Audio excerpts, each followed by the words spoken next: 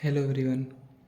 Part one में हमने set समझ लिया था क्या होता है, रिप्रेजेंटेशन ऑफ सेट समझ लिया था कि कैसे सेट्स को रिप्रेजेंट किया जाता है। आज हम समझेंगे टाइप्स ऑफ सेट्स, सेट्स के कितने टाइप होते हैं। तो सबसे पहले होता है एम्प्टी सेट। एम्प्टी का मतलब होता है खाली। तो एक ऐसा सेट जिसमें कोई भी एलिमेंट ना हो वो हमारा एम्प्टी सेट होता है। जैसे एग्जाम्पल में x such that x is an even number not divisible by two. जैसे मान लीजिए हमारे पास कोई इवन नंबर है तो कभी कभी ऐसा हो सकता है कि वो 2 से डिवाइड ना हो। जैसे 4 है, हमारा इवन नंबर होता है तो 2 से तो डिवाइड होता है। तो ये वाला जो सेट होगा कभी भी नहीं हो सकता। तो ये हमारा एम्प्टी सेट होगा। एक ऐसा सेट जिसके अंदर कोई भी एलिमेंट ना हो वो हमारा एम्प्टी सेट होता है। जैसे लेकिन यहाँ पे एक बात याद रखना, ब्रेसेस के अंदर तो कुछ जीरो लिखा है तो ये हमारा नल सेट नहीं होगा क्योंकि इसके अंदर जीरो एलिमेंट है। दूसरा होता है सिंगलटन सेट। एक ऐसा सेट जिसमें केवल एक एलिमेंट हो वो हमारा सिंगलेटन सेट होता है। तीसरा होता है finite and infinite set. Finite set वो सेट होता है जिसमें डिफिनिट नंबर हो, मतलब एलिमेंट्स को हम गिन सकते हैं, वो हमारा फाइनाइट सेट होता है। इनफाइनाइट सेट वो होता है इसको हम एक ऐसा सेट जिसके अंदर के एलिमेंट हम गिन नहीं सकते। समझ में आया। फोर्थ नंबर पे इक्वल सेट। जैसे मान लिया मेरे पास दो सेट हैं ए और बी, दोनों अगर इक्वल है मतलब उसके अंदर नंबर ऑफ एलिमेंट्स सेम है, ऑर्डर डिफरेंट हो सकता है लेकिन नंबर ऑफ एलिमेंट्स सेम होने चाहिए। जैसे 1 1 2 2 3 3 तो हमारा इक्वल सेट होगा। अब समझते हैं सबसेट क्या होता है। सबसेट को एक एग्जांपल समझते हैं। जैसे मान लीजिए हमारे पास कोई दो सेट हैं। ए हमारे पास सेट है 1 2 3, बी सेट है बी भी 1 2 3। जैसे हमारे पास दो सेट हो गए तो ए ऐसे लिखेंगे, A is a subset of B. ठीक है, क्योंकि ए के सारे एलिमेंट बी में होने चाहिए, वो हमारा सबसेट होता है।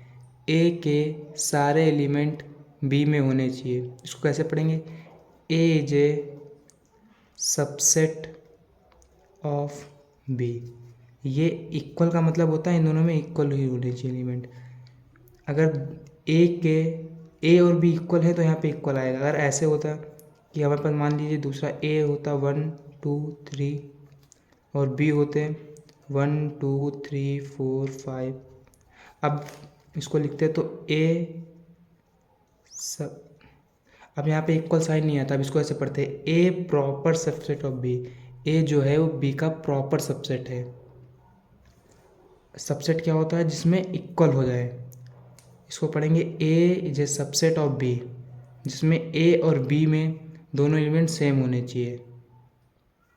इसको कैसे पढ़ेंगे, A is a proper subset of B, मतलब बी के ए बी के थोड़े एलिमेंट ए में हों। सारे एलिमेंट होंगे तो A is a subset of B हो जाएगा। अगर एक भी कम है तो उसको प्रॉपर सबसेट पढ़ेंगे। समझ में आया। अगला आता है सुपर सेट। सुपर सेट क्या होता है इसी में समझिए। जैसे हमने कहा A is a proper subset of B, तो इसी को तरह को उल्टा पढ़ सकते हैं क्या, B is a superset of A is a B is a superset of ए।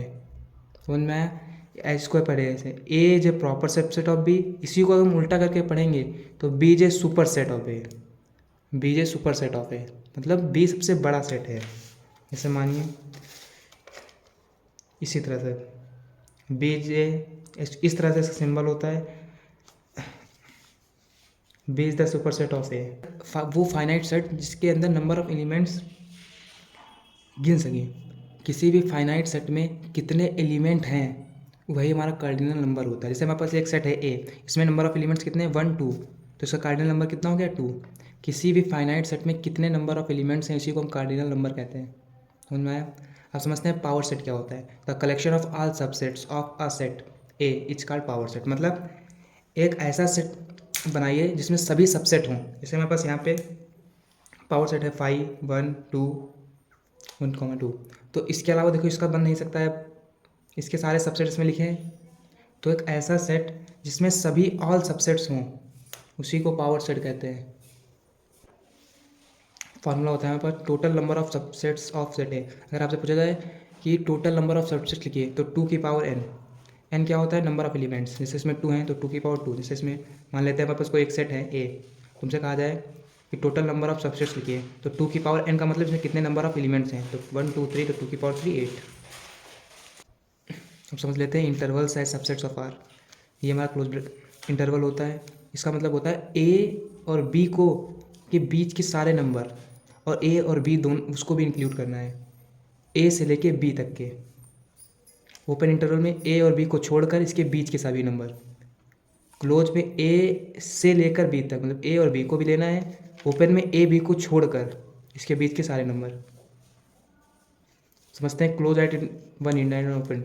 जैसे जिस तरह से इस तरह से ब्रैकेट लगा है तो उसको भी इंक्लूड करना है, जिसमें इस तरह का ब्रैकेट लगा है उसमें इसको इंक्लूड नहीं करना है। अगर हमारे पास क्लोज ब्रैकेट है तो ये बिल्कुल डॉट है, इसमें जगह नहीं खाली होगी, बिल्कुल इसको इस तरह से दिखाया जाता है डार्क करके। अगर हमारे पास क्लोज ओपन है तो इसमें देखिए गोला ऐसा रहता है, इसमें जगह खाली रहती है। ठीक है, देखिए यहाँ पे क्लोज है तो डार्क, ओपन है तो इसमें गड्ढा ऐसा है। समझ में आया? ये ओपन का सिंबल होता है, इसे याद रखिए। इसको ओपन मतलब ये खुला। ठीक, थैंक यू।